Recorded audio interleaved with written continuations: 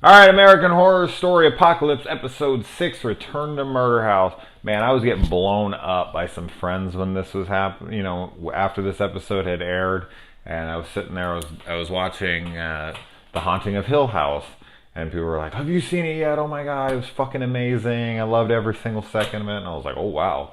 I'm excited to go check this out." Now, I saw Murder House when it came out, so you're talking 8 years ago now. About Jesus Christ, can't believe it's been that long. 7 years, I guess. But Jesus, I remember it pretty damn well, though. I mean, of the seasons, I feel like I remember that one maybe the best. I don't know, but yeah. So my memory of this season is pretty good. Not amazing, but pretty damn good. But I knew there were some characters reprising their roles. I knew that Vivian and Ben were coming back. Moira is already in the show, the actress. Violet and Tate are obviously as well in here. But Constance, I did not know was coming back. So when she came out, it was like, holy shit. Oh man, that was exciting for me. What else is cool about this episode? It was directed by Sarah Paulson, so that was pretty damn cool. When I saw that, I was like, oh wow. And she's not really in this all that much. She plays like a medium for a minute, but she obviously focused her talents behind the camera, and I think that she did a damn good job. I don't know how many episodes of this show she's directed, but this was a damn good episode. So anyway, Madison and Chavis go and buy the murder house so that they can go and talk to these spirits. And I feel like this episode actually, even though this young girl gets her ass murdered and there's all this, freaky imagery and we see all these cats and all this shit hung up and murdered and whatnot, a bunch of candles. There's a lot of dark shit, of course. It's American Horror Story, of course, to be expected. But I feel like for this show, this actually had a lot of happiness in it. A lot of sweet, endearing moments. Within all the mayhem and the craziness, there was a lot of just beautiful moments. And a lot of people, a lot of these characters from previous season here, Murder House,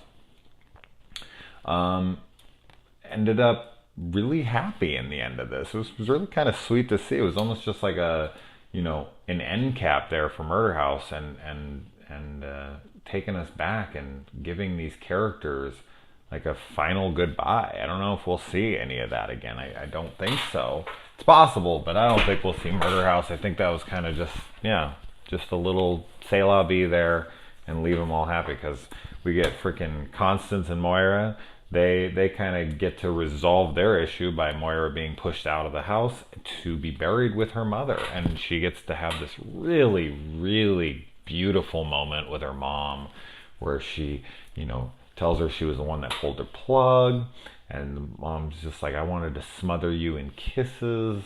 I thought she was going to be like, "I wanted to smother your ass." It was like, oh no, it was going to get dark. And it wasn't. It was just like this really beautiful shot of them just like walking off and disappearing together. Oh, it was so pretty, right?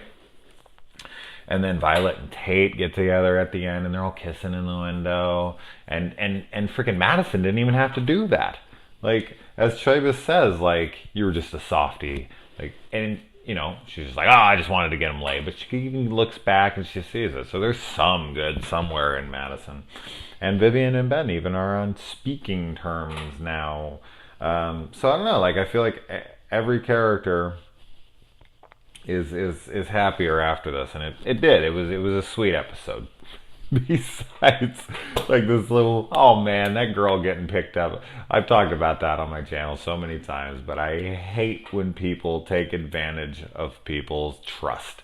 I don't know why. It drives me fucking crazy when she pulls up next to me. She's like, "Oh, you must be freezing. Get in the car. I'll help you out."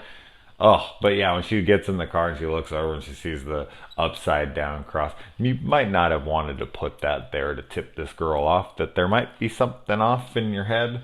But she clearly doesn't give a shit and she takes her instantly anyways. Oh man, but it was so and then they like reach up inside of her. You got the guy from Saw 5 there. As soon as I saw him, it's funny, I'm wearing a Saw shirt. I didn't even put that together. But yeah, Poor little girl. Jesus Christ, man.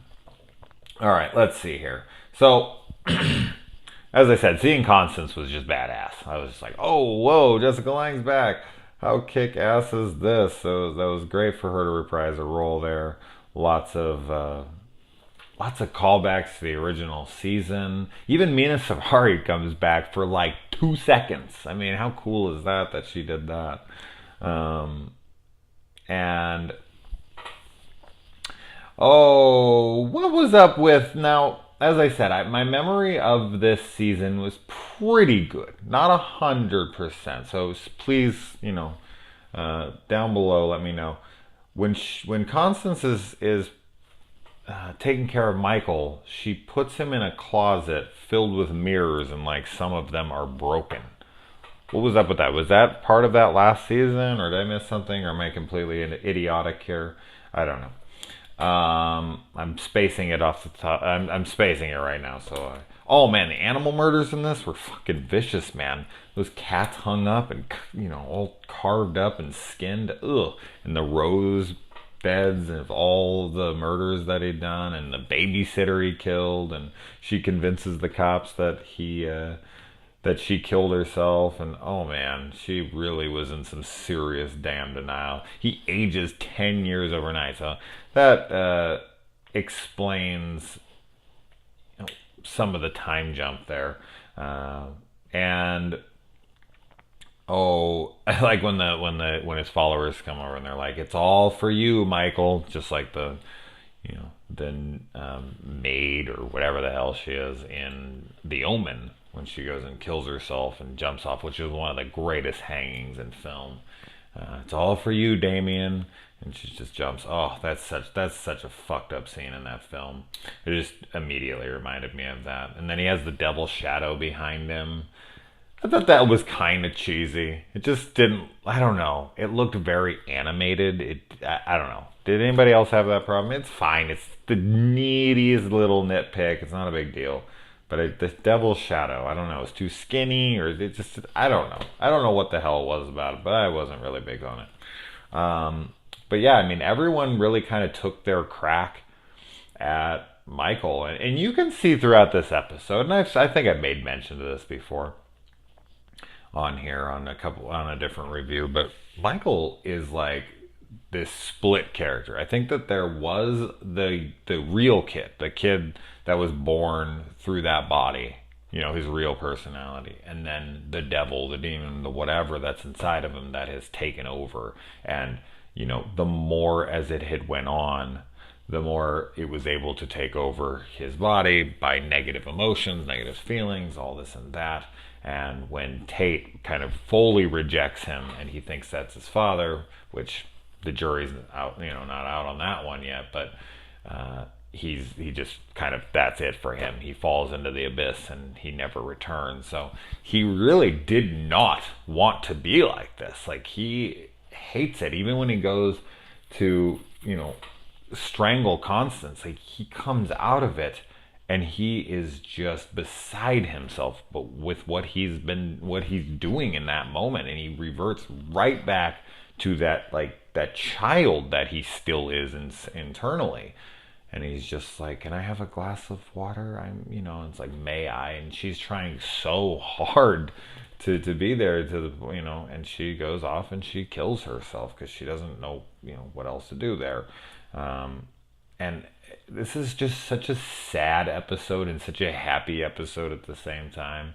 All these characters, Ben tries to get through to him, Vivian tries to get through to him, and they just fail. And Vivian tries to kill him in his sleep, and she gets set on fire because he has this ability to freaking burn ghosts. And Tate runs in and saves her, which ends up getting him and Violet back together. So yeah, I feel so bad for every character in this episode, really, because Michael, the real Michael, isn't a bad guy. He's just kind of a victim of demonic possession by the devil or someone like him.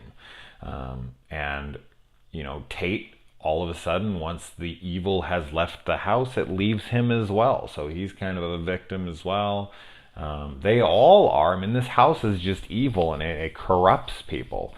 And I was glad to see that everyone was better for it in the end. I'm just shocked that we're like 3 episodes in now to since we've seen the storyline that's happening in the now, in the apocalypse and whatnot. It's been I don't think I've ever seen a show take this long of a break from their already established current timeline.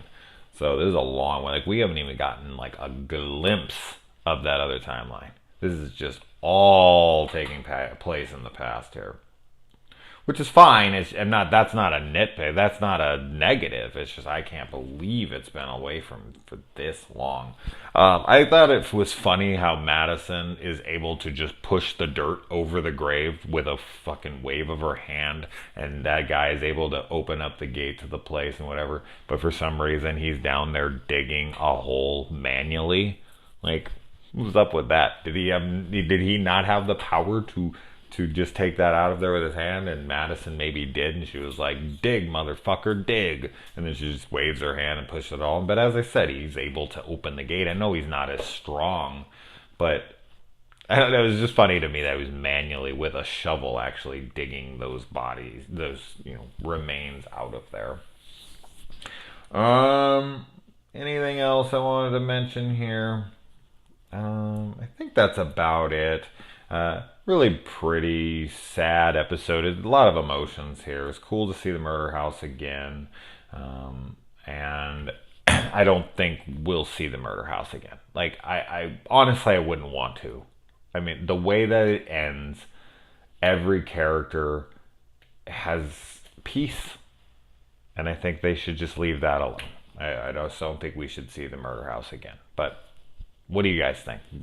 Were you big fans of this episode? I see it has like a 9.9 right now on the B.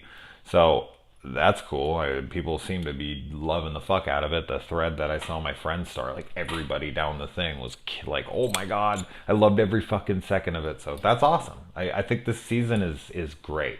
Like, as I had said 3 episodes ago, was the episode that really got me into this, and ever since has been fantastic. So this might end up being a contender for my favorite season if it sticks like this. So I really look forward to the next episode. I'm really curious on when we're going to get back to the present, to the apocalypse. And yeah, I look forward to that. So anyway, guys, let me know what you thought below about the episode. Any hopes for the future? If you want to see Murder House again, let me know. All right.